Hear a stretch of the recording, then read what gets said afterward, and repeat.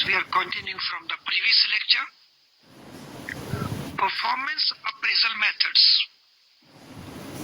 So performance appraisal methods can be the traditional methods and these can be the modern methods.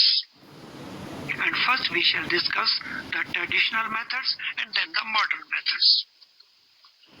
Traditional methods. So there are various traditional methods and one of such these methods is free form essay method. Free form essay method is unstructured. In this case, the appraisers make open-minded appraisal. So those persons who are appraising an employee, they make open-minded appraisal. So the superior has freedom, but the drawback is it has greater subjectivity element.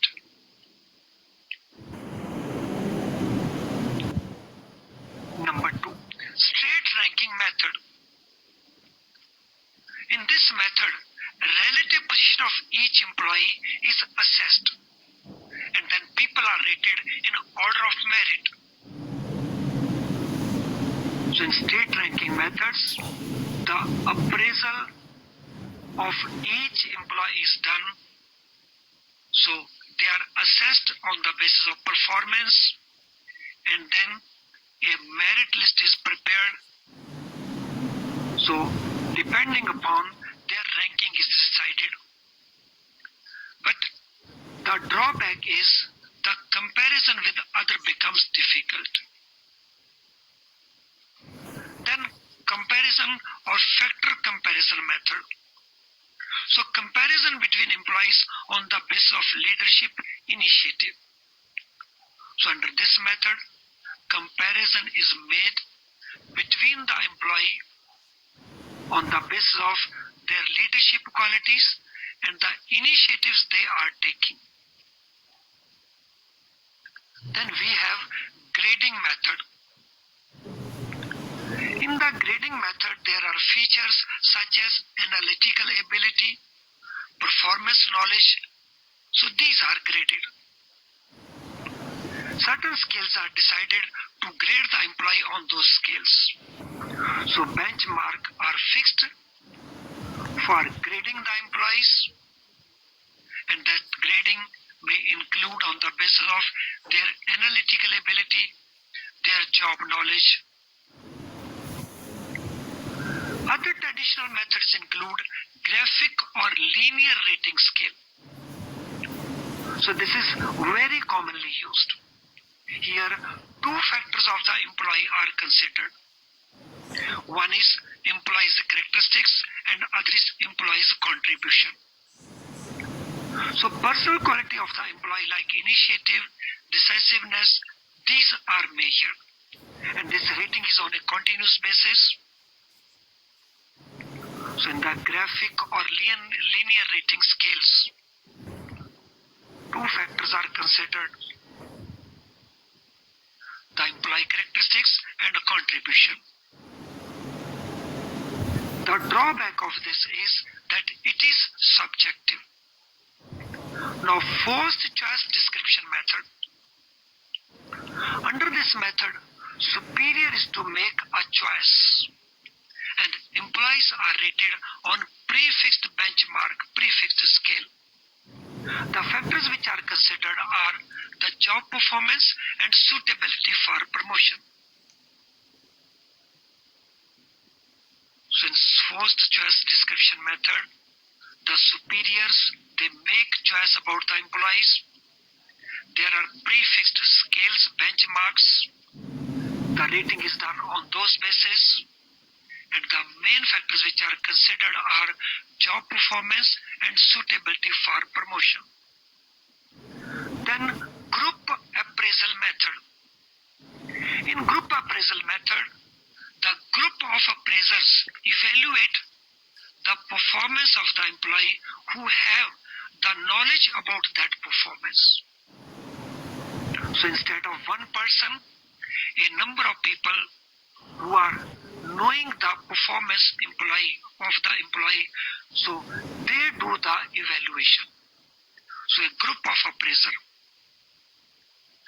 And here the positive aspect is that there is least bias. So there is minimum bias.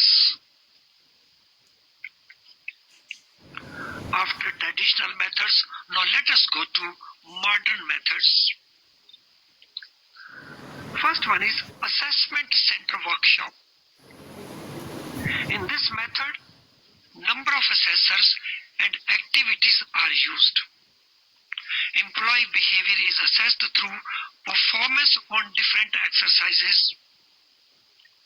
So these exercises include group discussion, in-basket exercise, means problems are given, then committee meetings, etc. By doing so, what is done? So this measures interpersonal skills, leadership qualities, problem-solving abilities. So in assessment center workshop, a number of assessors and a number of activities are involved. And employees' behavior is assessed through performance, such as group discussion, problem-solving exercise called in-basket exercise, and committee meetings. The drawback is it is very time-consuming. Management by objectives method. So here it minimizes the external controls. Emphasis here is on motivation of the employee, and this is done through joint goal setting. Objective and focus is to change attitude of getting results.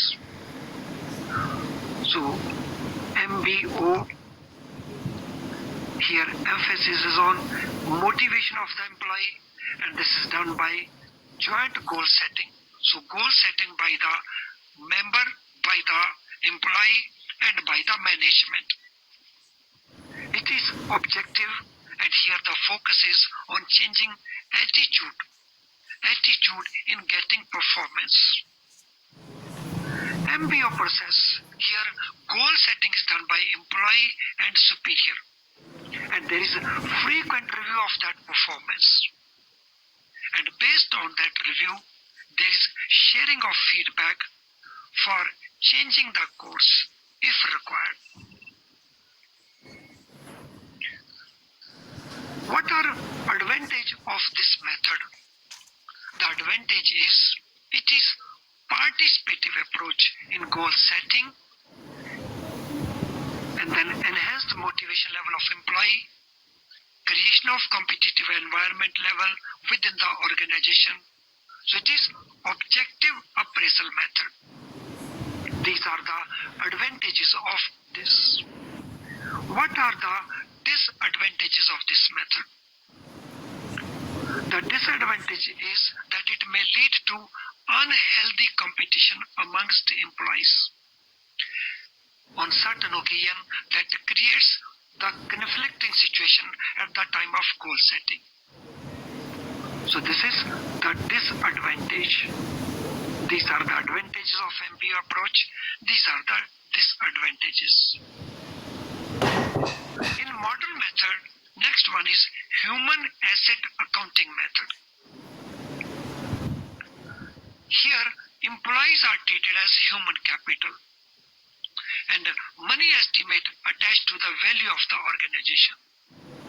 So employees have certain skills, and based on that, employees are treated as a human capital. If a trained and experienced employee leaves the organization, the value of human capital in the organization declines. So whenever those employees who are experienced, who are properly trained, who have skills, if they leave the organization, the value of human capital of that organization decreases. And current value of human capital is measured on the basis of two variables. So the key variable and then intervening enterprise. Key variable includes the management policies and strategies, and intervening enterprise includes the attitude, the motivation level, the effective interaction. Behaviorally anchored rating scales. So this is another modern method. Here, jobs are described through illustrations, and based on the incident, a rating scale is devised, and a set of incident is used as behavior anchors. So here, the jobs are described through illustrations, and a rating scale is devised based on the incidents.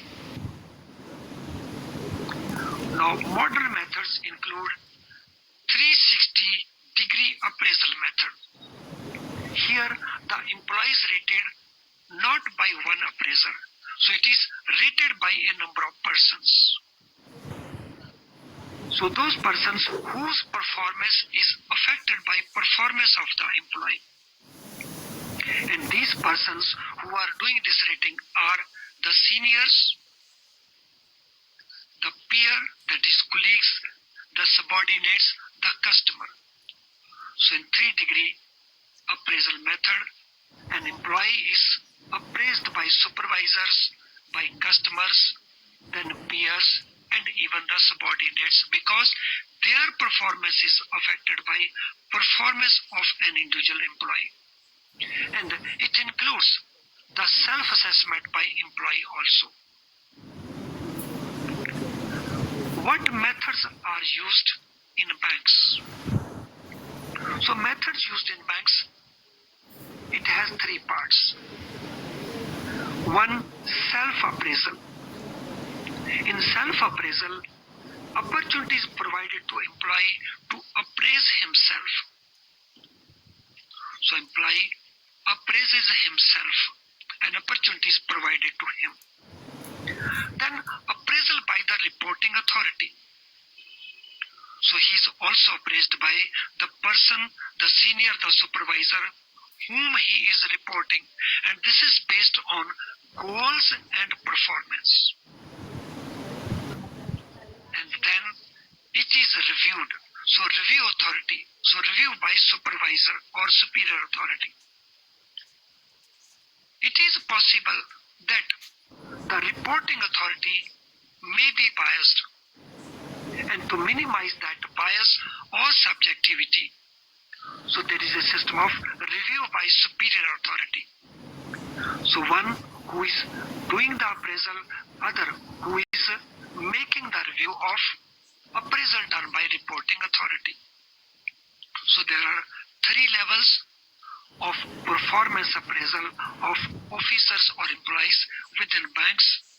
So one that is done by employee himself, then by his reporting authority, then review by the superior authority.